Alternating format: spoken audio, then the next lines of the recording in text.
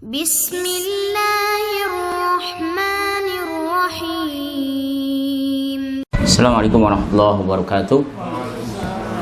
Alhamdulillah, salatu wassalamu ala rasulillah wa ala alihi wa sahbihi wa mawala. Asyhadu an la ilaha illallah wahdahu la syarika lahu wa asyhadu anna Muhammadan abduhu wa rasuluh. Subhanaka la ilma lana illa ma 'allamtana innaka antal alimul hakim. Allahumma alimna ma yanfa'una wanfa'na bima 'allamtana.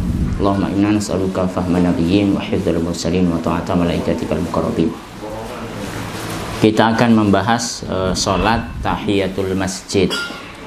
Salat ini jelas semua kita pasti akan bersinggungan dengan masjid. Setidaknya sehari 5 kali ini minimal. Kalau kemudian tidak tahu ilmunya, tentu ini disayangkan. Kalaupun kita sudah langsung praktek, tentu harus didasari dengan ilmu yang bisa dipertanggungjawabkan. Kemudian kita tahu dasar keyakinannya dari mana, alasannya apa. Nah, sholat tahiyatul masjid ini kenapa dinamakan tahiyah? Karena tahiyah sendiri adalah penghormatan artinya. Sebagaimana kita dapatkan di dalam surah An-Nisa, wa idza huyyitum bi tahiyyah fahayyu bi ahsana minha aw rudduha. Ketika kalian diberikan tahiyah, ini penghormatan artinya salam, fahayyu bi ahsana minha, maka balaslah dengan penghormatan yang lebih baik dari penghormatan yang sudah diberikan. Misalnya assalamualaikum, dibalas dengan assalamualaikum warahmatullah minimalnya. Atau jangan sampai lebih sedikit, assalamualaikum tapi dia tidak membalas. Atau assalamualaikum warahmatullah, dia hanya membalas waalaikumsalam. Harus minimal warahmatullah juga. Ini dalil yang menyebutkan bahwa tahiyah artinya adalah penghormatan. Wa idza dakhaltum buyutan, ini perintahnya, kalau kalian masuk ke rumah, fasallimu ala anfusikum tahiyatan min indillahi mubarakatan thayyibah. Kalau kalian masuk rumah, fasallimu ala anfusikum tahiyah, ucapkan salam sebagai tahiyah. Nah, sementara itu di dalam istilah bahasanya. Dalam istilah fikihnya, as-shalah allati tusannu likulli man yadkhul masjidan ghairal masjidil haram yuridul julus bihi lal murura fihi wa kana mutawaddian. Salat yang disunahkan bagi siapapun yang masuk masjid selain Masjidil Haram. Masjidil Haram di sini maksudnya adalah masjid yang ada Ka'bahnya ya. Bagaimana kalau Masjid Nabawi, apakah haram juga? Karena Masjid Nabawi juga disebut dengan haram ya. Misalnya kita mau kemana? Haram, itu orang Saudi biasa menyebut dengan Masjid Al-Haram Nabawi juga. Tapi di sini ini hanya khusus yang ada Ka'bahnya. Yuridul julus, ketika dia mau duduk, bihi lal murur, tidak hanya sekedar lewat. Kalau sekedar lewat, ada syariat enggak? Nah, di sini yang disyariatkan ketika kita masuk masjid kemudian mau duduk minimalnya, atau apalagi sampai dia durasinya lebih panjang daripada duduk. Dan catatannya wa kana mutawaddian, yang harus dipenuhi ketika dia masuk masjid, ini sudah dalam keadaan berwudu. Kalau orang duduk tapi belum berwudu, tentu ini tidak disyariatkan. Catatannya as-salat allati tusannu, di sini adalah salat sunnah ya, bukan wajib. Sehingga kalau ada orang yang kemudian langsung duduk, tentu tidak diingkari. Nah, karena ini salat sunnah, biasanya sebagian besarnya maka dihukumi dengan dua rakaat. Sholatnya 2 rakaat, kemudian dikerjakannya tentu di masjid. Kalau tempat selain masjid tidak termasuk ini. Nah, masjid yang mana kecuali ya semua masjid kecuali Masjidil Haram. Kemudian dia ada niat untuk duduk di situ dan sudah dalam keadaan berwudu. Ini poin-poin dari pengertian fikih tadi. Dalilnya diriwayatkan idza dakhala ahadukumul masjid, Rasulullah SAW mengatakan kalau kalian masuk masjid fala yajlis hatta yarka rakaatain. Jangan sampai dia duduk sebelum dia rukuk 2 rakaat. Hadis yang lain, ya Sulaik. Ini sahabat Sulaik, dia masuk masjid, kemudian didapati Rasulullah SAW melihat dia langsung duduk. Kum, kata Rasulullah, berdiri, farka rakaatain. Kemudian rukuklah 2 rakaat, wa tazawwaj fihima. Kemudian melakukan di 2 rakaat tadi dengan ringkas saja. Ringkas itu kan ada sholat minimal, ada sholat terserah gitu. Sholat minimal itu minimal tumakninah saja 1 kali tasbih. Ya rukun-rukunnya saja dikerjakan, itu yang diperintahkan oleh Rasulullah SAW kepada sahabat Sulaik. Ya Al-Fatihah saja, kemudian langsung rukuk, Subhana Rabbil A'la, langsung berdiri, terus begitu dan seterusnya. Apa hukumnya? Pertama, jumhur ulama mengatakan bahwa ini sunnah. Sunnah ya artinya kalau tidak dilakukan tidak ada dosa di situ. Kemudian sunnah untuk siapa? Untuk semua orang. Bagaimana kalau untuk khotib? Di khotib, imam masjid yang ada di situ, ada yang berpendapat dia tidak disunahkan. Kenapa? Karena Rasulullah SAW tidak melakukan. Dalam arti begini, ada dalil yang menyebutkan bahwa Rasulullah SAW tidak atau pernah, kalaupun didapati bahwa Rasulullah ini nggak ada dalilnya Rasulullah mengerjakan atau tidak gitu. Karena yang didapati justru dalilnya Rasulullah SAW langsung iqamah biasanya kalau masuk masjid. Karena Rasulullah rumahnya dekat, masuk masjid langsung suruh iqamah pada Bilal. Nah begitu juga dengan sholat Jumat ya. Rasulullah SAW masuk itu langsung ke mimbar. Jadi di sini berpendapat bahwa sunnah itu untuk selain imam masjid. Nah pertanyaannya, imam masjid ikut hukum Rasulullah atau ikut hukum umatnya gitu. Nah tentu ini kalau imam masjid ikut Rasulullah dibolehkan. Tetapi kalau ikut juga tadi Sulaik, kemudian jumhur ulama juga, ya siapapun yang masuk masjid maka disunahkan juga tahiyatul masjid. Kemudian ada yang haram ya, ada yang haram ketika mereka masuk masjid. Ini adalah orang-orang yang belum punya wudu atau bahkan mungkin berhadas atau bahkan janabah. Jadi berdasarkan illa abiri sabilin hatta tasilu, kecuali orang yang masuk masjid hanya sekedar lewat saja, kecuali mereka sudah punya wudu atau mandi janabah. Dan ada pendapat yang lain, sholat sunnah tahiyatul masjid ini boleh diganti kalau kemudian dia langsung duduk, itu sudah dianggap dia dapat sunnah tahiyatul masjid kalau dia melakukan zikir. Jadi bisa diganti dengan tasbih, ya zikir-zikir, subhanallah walhamdulillah wala ilaha illallah wallahu akbar. Itu dia sudah sama kesunahannya dengan sholat tahiyatul masjid. Ini pendapat-pendapat. Jadi pertama jumhur mengatakan sunnah. Kemudian yang kedua, sunnah ini tidak berlaku untuk imam masjid. Kemudian keharaman, ada yang haram buat mereka yang masuk masjid dalam keadaan tidak suci. Kemudian ada yang berpendapat kesunahan ini semuanya ini bisa diganti dengan tasbih.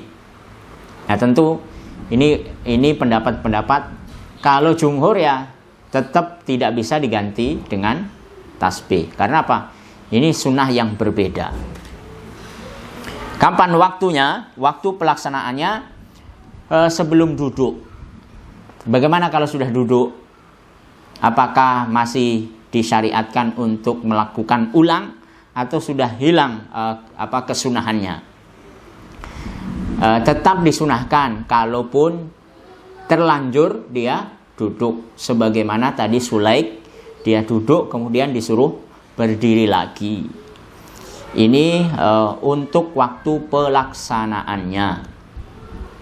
Bagaimana kalau kasusnya sholat masuk masjid tapi dia keluar masuk masjid berulang-ulang? Ya, berulang-ulang, bukan hanya sekali masuk kemudian dia diam di masjid. Mungkin dia memang kegiatannya atau rumahnya di masjid, atau bahkan dia mabit, ya kan, dia keluar ke lapangan masuk lagi. Apa itu berlaku pengulangan atau tidak? Ini pendapat Hanafi dan Maliki. Bahkan di sebagian ulama Syafi'i, bolak-balik masuk masjid tidak lagi disunahkan, cukup sekali masuk masjid yang pertama. Kalau dia sudah sholat maka sudah selesai, kesunahannya sudah dapat. Adapun ada pendapat yang lain di mazhab Syafi'i, sebagian ulamanya berpendapat ya kalau berulang-ulang ya tetap, karena bukan masuk masjidnya atau pertama kali dalam hari itu. Ya kita tahu sehari itu orang masuk masjidnya bisa 5 kali, maka itu berulang terus. Kalau 10 kali, 20 kali, bahkan 100 kali ya berulang terus menerus. Ini pendapat. Katakan misalnya di Palestina, keberadaan Masjidil Aqsa dengan Masjid Umar bin Khattab itu dekat sekali. Atau sekarang di masjid kita juga dekat-dekat. Maka disunahkan setiap kali masuk masjid, keluar masjid yang lain, itu masih dalam kondisi disunahkan untuk tetap sholat itu. Kemudian kalau khatib dalam keadaan khutbah, mana yang dipilih? Mendengarkan khutbah atau dia sholat? Dalam konsekuensinya tentu orang tidak bisa konsentrasi sekaligus dengan dua urusan itu. Orang mau sholat harus khusyuk dengan bacaannya sendiri, maksud sholatnya, kemudian tasbihnya, kemudian doanya. Tapi imam khotib sedang memberikan ceramah. Dan ceramah itu di dalam khutbah Jumat itu sebagai rukun. Kalau tidak diikuti juga ya nggak dapat pahala Jumatnya. Mana yang mau dipilih ini? Kira-kira yang mana? Apa sholat sambil dengerin khutbah? Sholat sambil dengerin khutbah. Jangan telat. Ya, jangan telat. Pendapat pertama tidak perlu sholat tahiyatul masjid. Kenapa?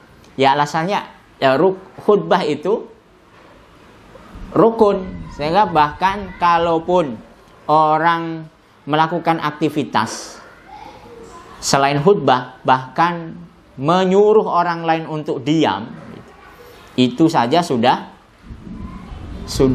membatalkan, artinya pahalanya hilang. Fala jum'ata lahu. Dalilnya bahwa Rasulullah SAW memerintahkan fastami'u lahu wa ansitu la'allakum turhamun. Fastami'u, maka dengarkan, wa ansitu, diam. Dan ini disebutkan oleh Abu Hurairah. Wa idza khatabal imamu 'alal mimbar atau sa'idal imamu 'alal mimbar. Terus gimana biasanya doanya? Apa hadisnya itu? Yang biasa dibaca itu kan, wa ansitu la'allakum turhamun. Para ulama sepakat dengan pendapat ini, antara lain Imam An-Nakhai, Imam Al-Laits, kemudian Abu Qatadah, Imam Ats-Tsauri, kemudian tabi'in, Ibnu Sirin dan seterusnya. Jadi ketika imam sudah khutbah tidak perlu sholat tahiyatul masjid. Alasannya khutbah Jumat adalah wajib, menjadi syarat sah sholat Jumat. Wahia syartun li sihhatiha la yasihul ada'il juma' illa biha fa huwa madhhabul fuqaha kafa illal Hasan al-Basri. Ini semuanya sepakat. Sementara menurut mayoritas ulama sholat tahiyatul masjid hukumnya apa? Jadi sholat tahiyatul masjid hukumnya sunnah. Kalau ada wajib dengan sunnah dibenturkan atau berlawanan seolah ini kan, kita harus mendengarkan yang wajib atau melakukan yang sunnah. Maka ajma'al ulama, ini ijma' ulama. Jadi tahiyatul masjid itu hanya sunnah saja. Dan tadi pendapatnya bahwa sunnah bisa diganti dengan tasbih. Sehingga dari sini sudah jelas mana yang diambil, tidak perlu sholat tahiyatul masjid. Kemudian alasan yang lain,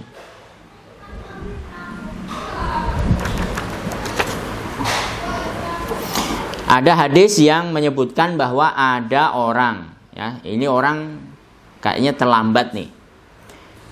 Seorang laki-laki melangkai pundak-pundak jamaah sementara Rasulullah sedang berkhutbah.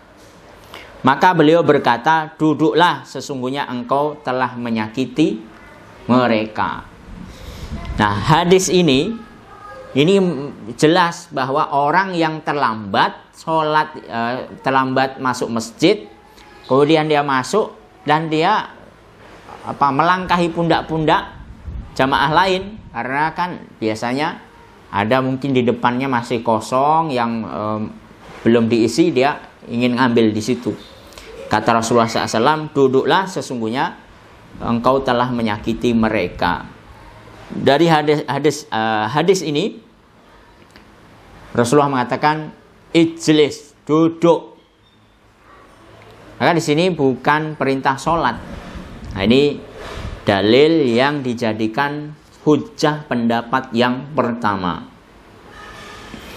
Adapun yang kedua, tahiyatul masjid terlebih dahulu, ini pendapatnya Asy-Syafi'i, kemudian Abu Hanifah juga termasuk di madhab yang menguatkan pendapat bahwa orang yang masuk masjid sekalipun imam sedang khutbah, ini disunahkan terlebih dahulu untuk melakukan sholat.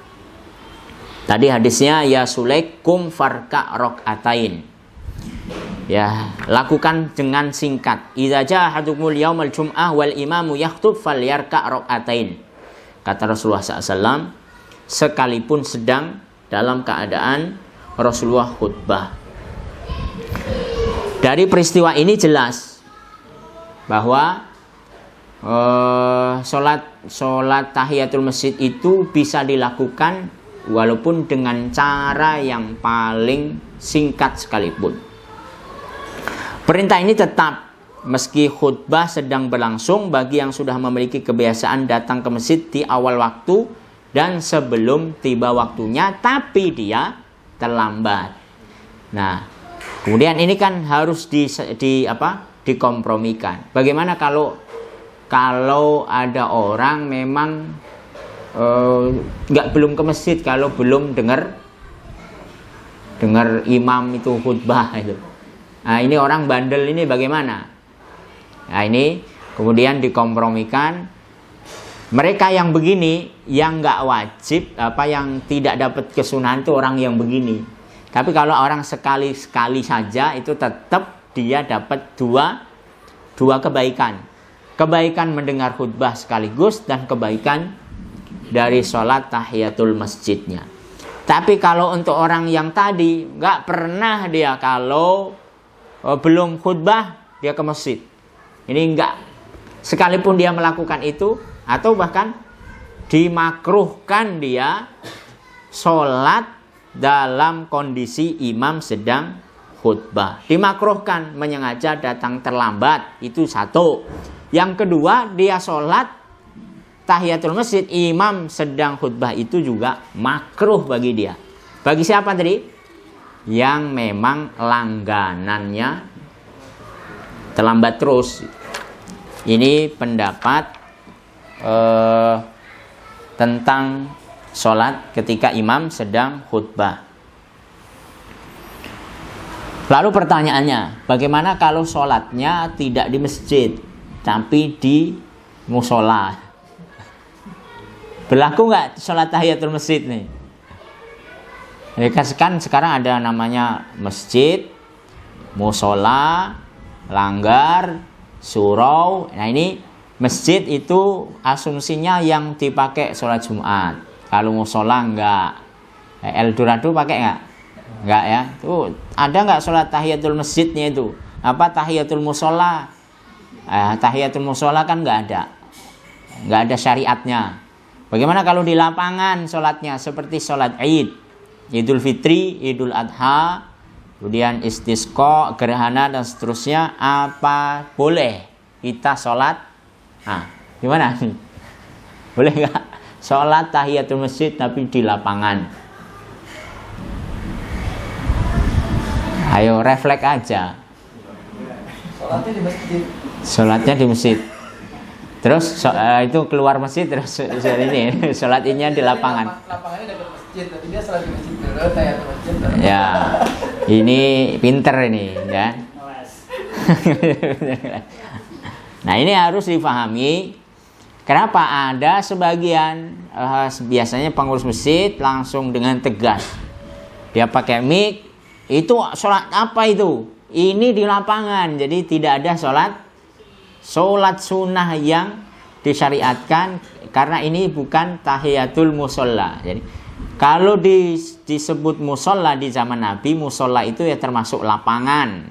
Lapangan itu musola Nabi, tempat sholat. Maka di sini kita harus faham alasannya apa, sehingga megang mic tidak boleh sholat tahiyatul masjid ketika sholat Id, sholat di lapangan itu. Yang pertama pendapatnya dulu tidak disunahkan. Pendapat yang mengatakan tidak disunahkan sholat tahiyatul masjid di dalam musola. Musola itu misalnya di rumah nih. Di rumah kan biasanya suka ada tuh rumahnya yang gede, itu ada biasanya ada tempat-tempat khusus untuk sholat keluarga. Bisa sholat keluarga, sholat sunnah tentunya di situ qobliyah atau ba'diyah atau sholat tahajud, sholat yang dipakai untuk berjamaah ibu-ibu di dalam rumah itu namanya musola. Itu tidak disunahkan. Ini berlandaskan pendapat pada ketentuan bahwa sholat itu semata-mata dikerjakan hanya menghormati masjid yang sesungguhnya. Menurut pendapat ini, kalau masyarakat di sekitar masjid itu atau jamaah di tempat itu ditanya bangunan masjid, ya cuman bangunan itulah masjid itu sudah umum. Ini tidak disyariatkan. Oke, ini pendapat tentu untuk musola di dalam rumah. Bagaimana kalau musola di luar rumah, di komplek? Kalau musola di dalam rumah kan nggak ada tadi. Kalau musola di komplek ada ya. Siapa yang masuk komplek itu musola terus sholat tahiyatul masjid. Kalau ada berarti pakai pendapat kedua. Disunahkan. Disunahkan ini berdasarkan tentu hadis Rasulullah. Apa kok ada sholat di musola bahkan di lapangan mungkin?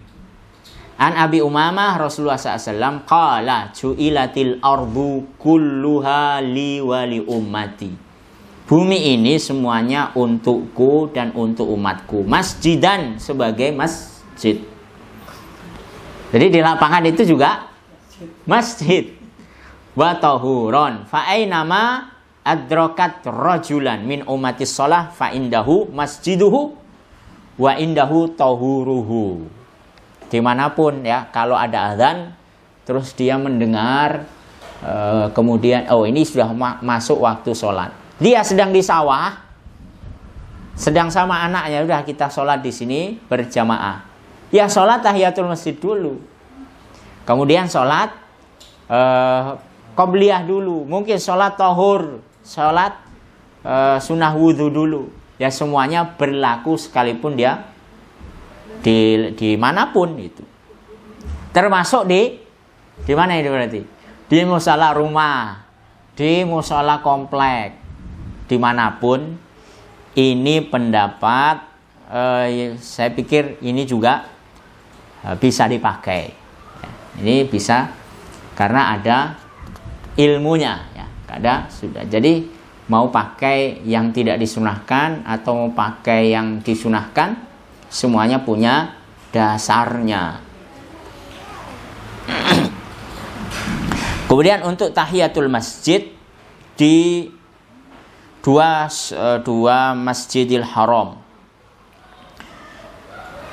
Ada Masjidil Haram di tanah suci, ada Masjid Al-Haram. Ya memang Masjidil Haram, masjid yang ada Ka'bahnya. Ada Masjidil Haram yang orang juga sebut dengan Masjid Nabawi.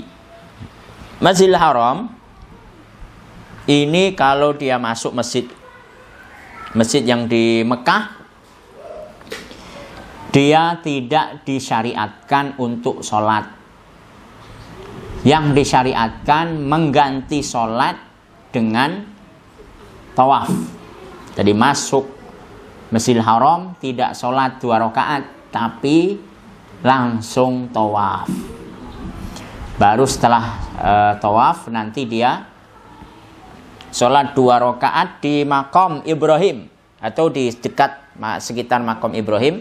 Itu biasanya kalau lagi padat dia diarahkan untuk ke pinggir, ya masih menghadap ke Maqam Ibrahim. Itu ada musola, tempat musola. Ya ada musola gitu tulisannya, tempat sholat. Sudah ada khusus, biasanya ada juga pembatasnya itu kayak kalau kita pembatas untuk lalu lintas, kalau di sana pembatas untuk sholat. Innan nabiyya hina qadima Makkah tawaddo'a.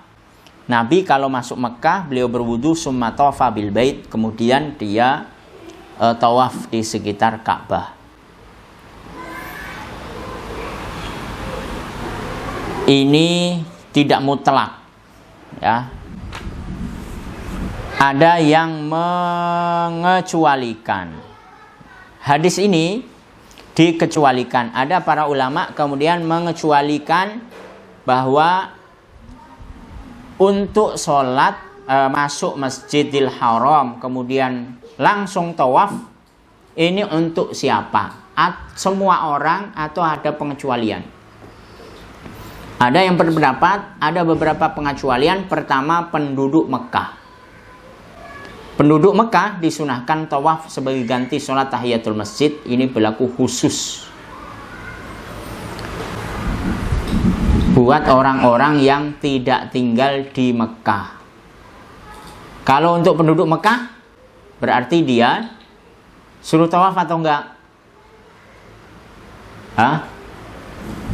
Yang tawaf itu kalau masuk Masjidil Haram kemudian dia suruh tawaf, ini untuk yang di luar Mekah. Kalau untuk penduduk Mekah berarti dia harus atau diganti dengan kesunahannya sholat tahiyatul masjid.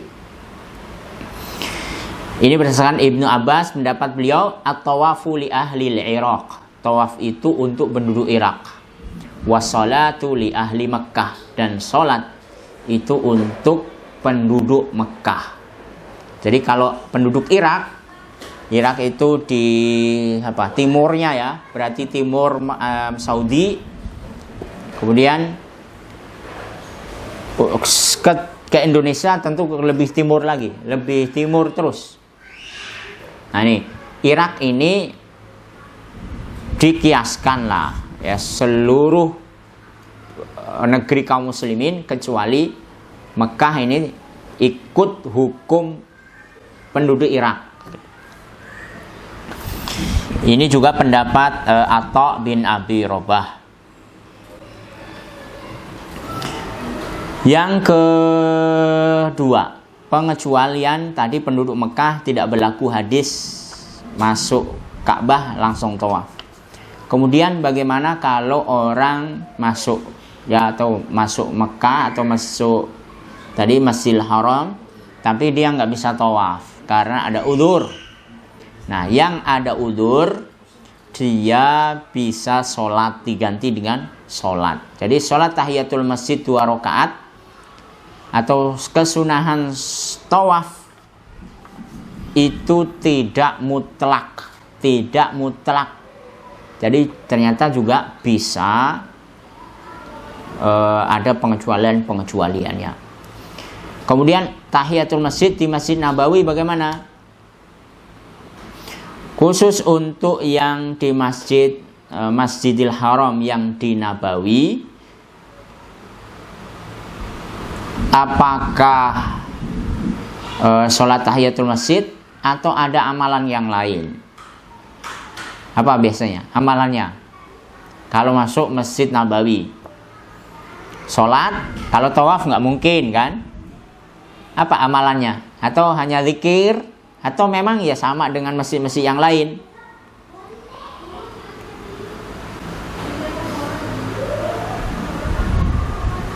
Ada? Belum pernah? Ziarah ke makam.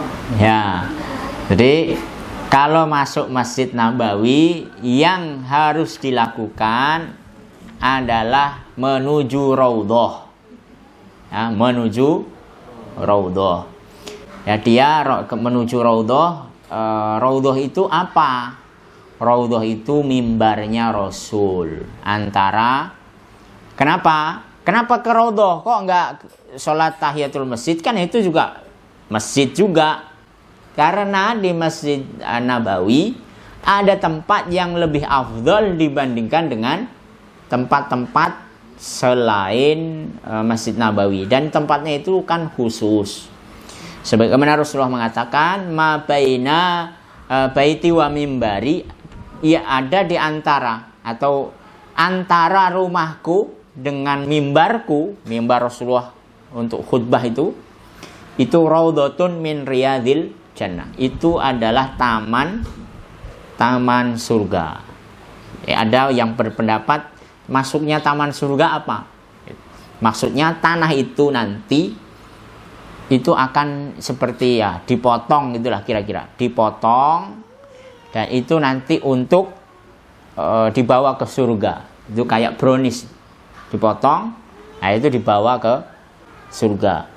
Ada pendapat ya memang itu bukan untuk nanti, tapi memang dari surga ditempelnya ke situ gitu. Kira-kira ini ilustrasi saja. Kira-kira itu loh, itu surga itu. Ya walaupun wallahu alam apa maksud daripada raudhah min riyadil jannah itu. Maka kita masuklah ke situ karena tidak ada tempat di surga kecuali di dunia, tempat surga di dunia ya kecuali itu raudhah min riyadil jannah. Nah, disitulah kita untuk sholatnya di situ nanti kalau mau sholat, kalau mau berzikir, kalau mau melakukan amalan-amalan sunnah yang lain ke makom. Setelah ke raudhah tentu ini tujuannya adalah berziarah. Ziarahnya ya kan ada dindingnya ya, walaupun ziarahnya nggak seperti kubur-kubur yang lain. Disitulah kita berziarah ke makom Nabi, mimbar, kemudian baru mengerjakan tahiyatul masjid. Masalahnya sekarang antri. Gimana jadi kita nunggu antrian atau sholat aja? Ya akhirnya ya ujung-ujungnya sholat tahiyatul masjid juga. Karena apa? itu biasa antrinya minimalnya 2 jam. Minimal. Kalau lagi ya kan biasanya berapa itu? 4 masuknya aja 4 lapis. 1 buka, masih ada lapis kedua, buka lagi lapis ketiga sampai lapis keempat. Baru di belakang itu, di luar lapis yang 4 ini masih panjang lagi antrian. Terus apa yang diucapkan ketika masuk ke Raudhah atau ke ziarah ke makam Rasul, ya ucapin salam. Assalamualaikum ya Rasulullah misalnya, atau assalamualaikum, atau apalah yang intinya ini penghormatan untuk Rasulullah SAW. Nah di sini walaupun nanti apakah ada tempat-tempat di dunia ini yang dari surga, ada nggak selain Raudhah ini? Di dunia ini ada nggak tadinya barang atau tanah atau tempat atau apa aksesoris dari surga nih, ada nggak? Misalnya apa, saya punya baju, ini bajunya penduduk surga gitu kan, ada nggak kira-kira? Coba 1 apa? Yang jelas adalah yang di Masjidil Haram apa? Batu Hajar Aswad. Hajar Aswad itu dari surga, ya kan? Tadinya putih karena dosa-dosa manusia jadi hitam gitu. Dan ini tadinya ada dibawa oleh Jibril untuk hadiah lah, kira-kira hadiah untuk ayahanda Adam alaihissalam karena rindu dengan surga. Dibawain nih oleh-oleh nih, apa? Batu oleh-oleh. Batu ini oleh-oleh. Oh itu berharga banget. Tapi surga loh, ini batu dari bukan sembarangan. Kalau batu bataku nggak ada harganya. Ini surga. Ya cukup itu untuk sebagai pelepas rindu surga. Jadi saking dahsyatnya itu apa kerinduan itu 1 batu Hajar Aswad. Yang kedua apa? Selain Raudhah, 1 Raudhah, 2 tadi batu surga. Yang ketiga apa ya? Kambingnya Nabiullah Ismail, Nabiullah Ibrahim. Itu dibawa oleh Jibril dari surga. Ibnu Abbas atau Ibnu Katsir menyebutkan dalam tafsir, itu kambing itu memang sudah disiapkan oleh Allah digembala di surga selama 40 tahun. Sudah digembala selama 40 tahun, disiapkan untuk nanti disiapin nih kalau mau disembelih. Siapa yang nyembelih? Nabiullah Ibrahim. Ini barang dunia yang aslinya dari surga. Apalagi? Hah? Makam Ibrahim bukan. Ka'bah bagaimana? Ka'bah itu yang membangun Nabi Ibrahim, tapi bukan dari surga. Ada isu-isu atau isu kan pendapat yang nanti mengatakan bahwa ini Ka'bah nanti mau diangkat ke surga. Wallahu alam. Ini dari mana? Tapi yang jelas tadi 1, 2, 3. Ada 3 tadi ya, sudah 3. Apalagi ada ya? Tongkat Nabi Musa. Bukan. Oke, ini barang-barang. Ada sungai yang memang dari surga. Apa ini? 4 sungai di dunia. Sungai Sihun, Jihun, sungai Eufrat dan sungai Nil. Ini katanya dari surga. Ya walaupun surga apa nih? Adakah orang yang sudah pernah masuk surga? Ada belum? Ada apa enggak? Siapa? Nabi Muhammad. Oke. Nabi Muhammad ketika apa? Isra Mi'raj. Nabi Adam, ya jelas dari asalnya dari surga. Terus ada lagi Nabi Isa sudah ada di surga. Ada lagi ya? Nabi Isa bener ya di surga ya? Nabi Idris. Udah ada 5 orang nih. Terus ada lagi gak? Di dalam surah Yasin disebutkan. Waja'a rajulan min aqsal madinati rajulu waja'a min aqsal madi rajul yas'a. Terus mursalin. Terus setelah itu udkhulul jannah. Masuklah ke dalam surga. Jadi ada laki-laki ini zaman Nabi Musa. Ada yang mengatakan dia memang sudah masuk surga. Atau surga yang mana? Ini khilaf. Oke. Cukup pembahasan tentang sholat tahiyatul masjid. Kalau ada yang mau ditanyakan.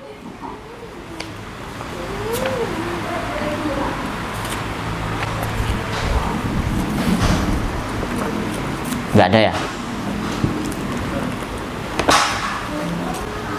Kalau tidak ada, ditutup.